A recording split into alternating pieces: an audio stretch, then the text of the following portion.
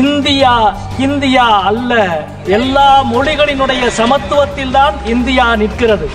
காசி தமிழ் சங்கத்திற்கு கொடுக்கிற முக்கியத்துவத்தை கல்விக்கு காசு கொடுங்கள் என்று கேட்டால் அது புரியாத உங்களுக்கு எந்த தாய்மொழியின் அருமையும் புரிய போவதில்லை, கல்வியின் அருமையும் புரிய போவதில்லை. கல்வி அமைச்சகத்தின் கீழே வருகிற ஐஐடியினுடைய இயக்குனர் மாட்டு மூத்திரம் குடிக்க சொல்கிறார். அது நாகரிகமா என்று கேட்க உங்களால் முடியவில்லை. கல்விக்கு காசு கொடுங்கள் என்று கேட்டால் எங்களை பார்த்து நாகரிகமாக என்று நீங்கள் எங்களை கேட்கிறீர்கள். 3 வருடமாக பற்றி எறிகிறது மணிப்பூர். ஒரு முறை கூட பிரதமர் போகவில்லை. ஒரு முறை கூட போகாத பிரதமர் இருக்கிற ஒரு அவைக்கு மணிப்பூரின் பட்ஜெட்டை தாக்கல் செய்கிறீர்களே, இது நாகரிகமா என்ற கேள்வியை உங்களிடம் நாங்கள் கேட்க விரும்புகிறோம்.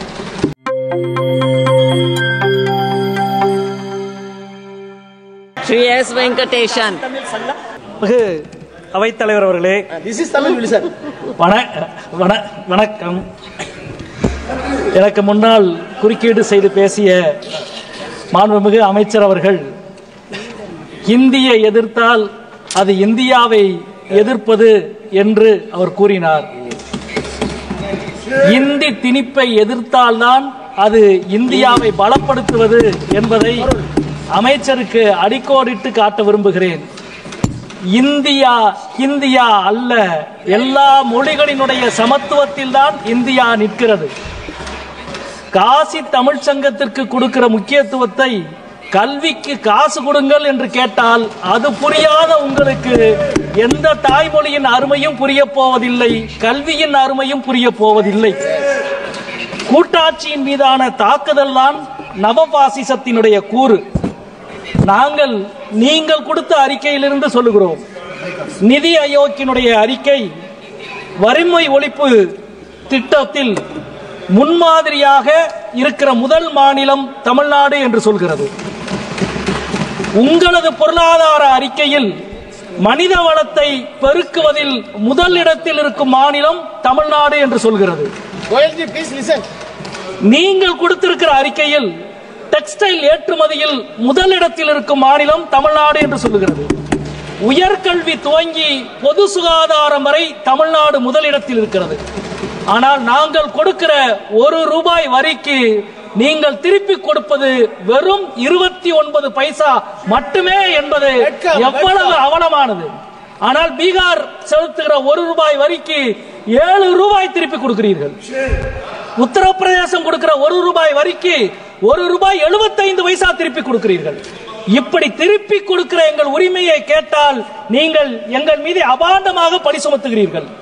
நிதியில், கல்வியில், ஆட்சி நிர்வாகத்தில் என எல்லா முனைகளிலும் கூட்டாட்சியை தாக்குகிறீர்கள். மாநிலங்களை பட்டினி போட்டு பணிய வைக்கிறீர்கள்.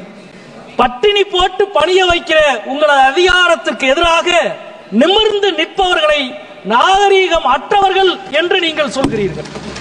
நீங்கள் பயன்படுத்திய வார்த்தையை நீங்களே திரும்பி பெறுகிறீர்கள் என்றால் எவ்வளவு நாகரீகமற்ற ஒரு வார்த்தையை நீங்கள் பயன்படுத்தினீர்கள் என்பதை இப்பொழுதாவது நீங்கள் உணர்கிறீர்களா என்று நாங்கள் கேட்கிறோம்.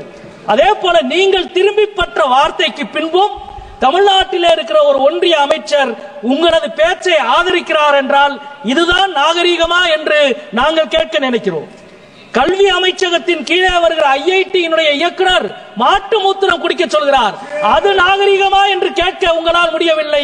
கல்விக்கு காசு கொடுங்கள் என்று கேட்டால் எங்களை பார்த்து நாகரிகமாக என்று நீங்கள் எங்களை கேட்கிறீர்கள்.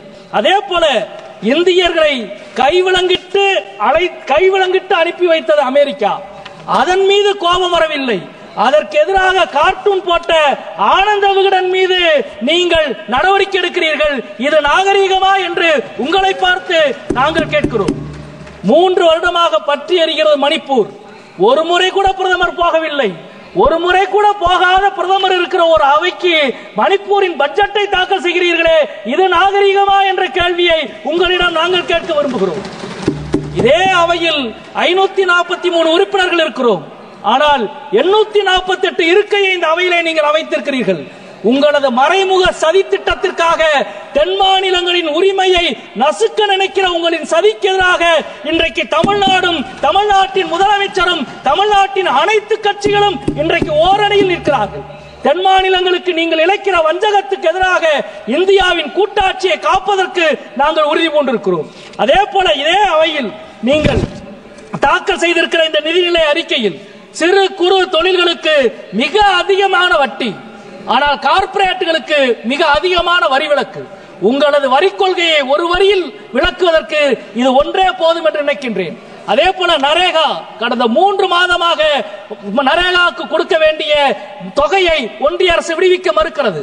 எங்களது மதுரை மாவட்டத்தில் மட்டும் 121 கோடி உழைத்த மக்களுக்கான கூலியை நிறுத்தி வைத்திருக்கிறார் பிரதமரும் நிதி அமைச்சரும் என்ற குற்றச்சாட்டை இந்த அவையிலே நாங்கள் முன்வைக்க விரும்புகின்றோம்.